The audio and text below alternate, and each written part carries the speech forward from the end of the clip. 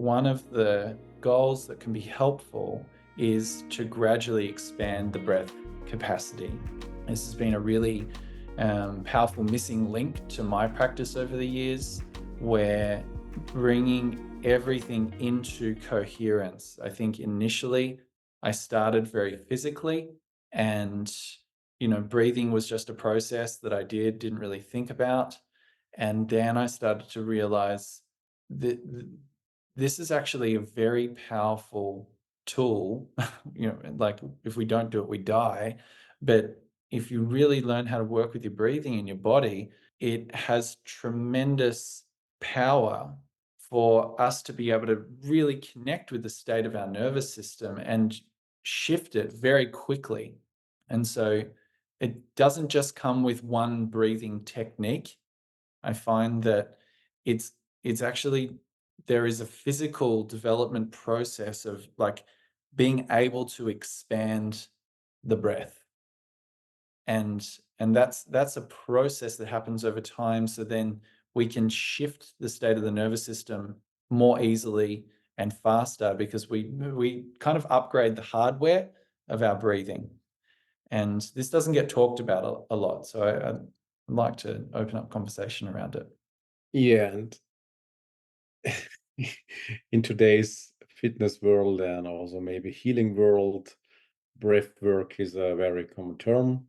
And yeah, it can be useful, but so many people are coming to me and starting working with me, and they did the breath work thing, and they were not able to create any difference, or maybe things get worse. Because it starts at point one, what we were sharing today. If there is any resistance and you're trying to use the breath work to change things, things will get worse. Yeah. So it's just again like the slow, smooth movements. Breathing, breath work is just a tool. And the moment you're realizing that, okay, it's just a tool, and a tool needs some time to develop skill. And it's not like, oh no, because I did breathing for my my whole life, I can use this tool very handful, and I'm really good at using this tool. No, it's not like that. It's really starting to connect with the breath first and just observing your breathing. That's the start of your breath work. That's it. Yeah. Nothing about breathe that so many seconds and breathe so many seconds in and out and holding it and all that stuff. Forget it. Yeah. Just start with observing and becoming aware of. This is the first and foremost thing you have to do. And this will already start to change things. And will also be supportive in embracing in embracing the resistance. And Mm. it will support your slow movements. Yeah, that's the start in my experience.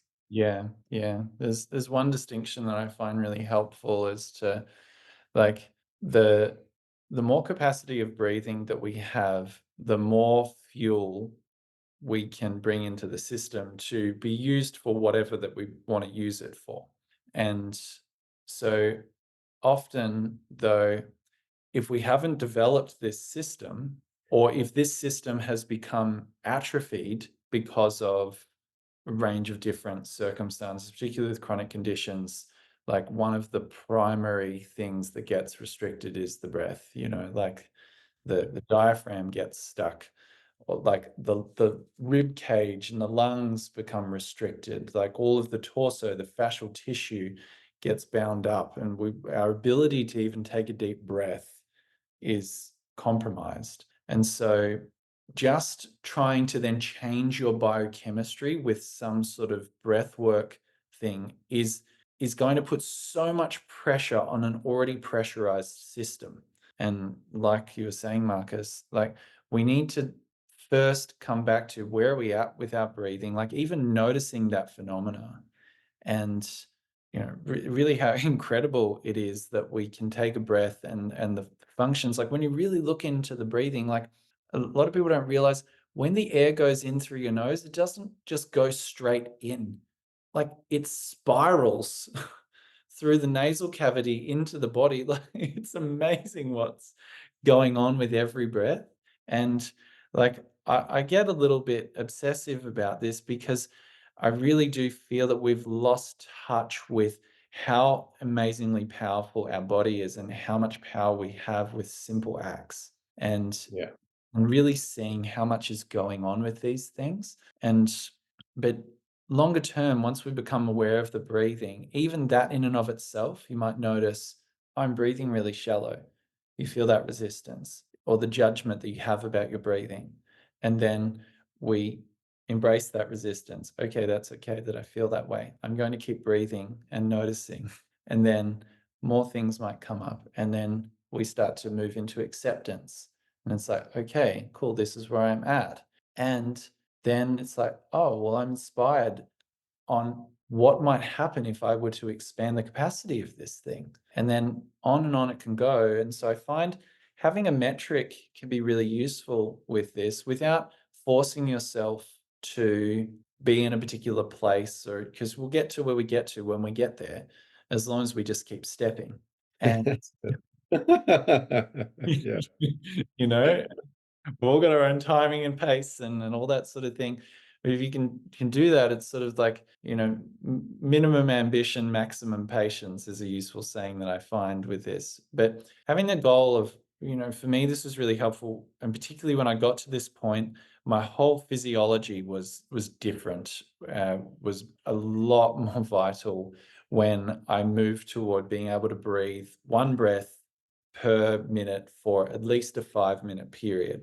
And if you think about it, like a lot of people take, probably like 10 plus breaths a minute. So I was definitely in that area where a lot, like I was chest breathing, I was mouth breathing a lot of the time. I was very tense. So just imagine the effect of reducing your amount of breath that you took and expanding your capacity for breathing by 10 times. Like that's basically what I did. And that's actually a very big change when you then carry that over to, even if I don't breathe one breath per minute for 5 minutes all day, having that capacity means that the amount of breaths that I need to take to sustain myself every day in every moment is less. So then there's less stress on the system. The nervous system is continually given the environment to maintain a more regulated state. And if I notice that it then goes out of balance, I can very quickly then come back and re-anchor and refocus. It's an incredibly wonderful gift that you can give to yourself through with a little bit of practice. Yeah.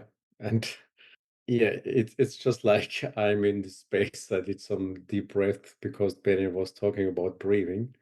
And this was just a moment of, okay, no thoughts. It's really that powerful. Like when you're able to expand your breath capacity, you will find more and more space of like, oh, it's really silent. This stillness so many people are talking about, it's just happening. When your body is able to bring in more life force, when we look at breathing from this perspective. And yeah, it's in a way the most wonderful gift you can, yeah, give yourself. And it needs just practice, as Benny said it before, very very precisely, with minimum ambitiousness and maximum patience.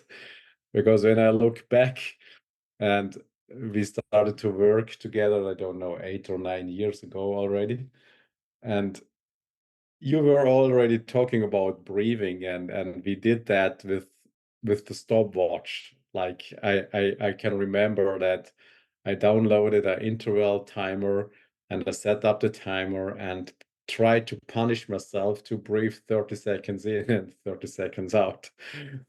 And yeah, maybe for one breath I was able to do it, but afterwards my whole body was really in a fight and flight response because it was too much. Yeah. Because at this point in time, I thought, okay, when I can do this, everything will be better.